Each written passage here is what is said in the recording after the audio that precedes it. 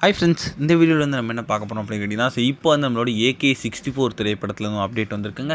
அதாவது நம்ம தல அஜித் கூட வந்து அந்த திரைப்படத்தில் 2 முன்னணி நடிகைகள் வந்து இப்போ வந்து இணைஞ்சிருக்காங்க அப்படின்றது இப்போ வந்து நியூஸ் கிடச்சிருக்கு. ஸோ அதை பற்றி அந்த வீடியோ நம்ம டீட்டெயிலாக பேச போகிறோம். இப்போ வந்து குட் பை டக்லி திரைப்படத்தை தொடர்ந்து அடுத்தது நம்ம தல அஜித்தோட 64வது படத்தையும் வந்து ஆதிக் ரோஷன் தான் இயக்க போகிறாங்க அப்படின்ட்டு சொல்லப்படுதுங்க.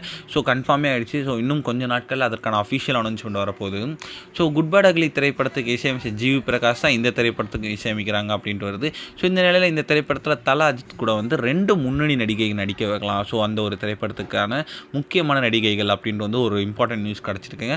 ஸோ அதன்படி பார்த்தா வந்து ஃபர்ஸ்ட் வந்து நடிகை நயன்தாரா வந்து இந்த திரைப்படத்தில் வந்து ஹீரோயினாக நடிக்க இருக்காங்களாம். இவங்க ஆல்ரெடி நம்ம தல அஜித் கூட சேர்ந்து நிறைய படங்கள் நடிச்சிருக்காங்க. ஒரு பில்லா, ஏகன், ஆரம்பம், விஸ்வாசம் மாதிரி நிறைய படங்களில் அவங்க நடிச்சிருக்காங்க.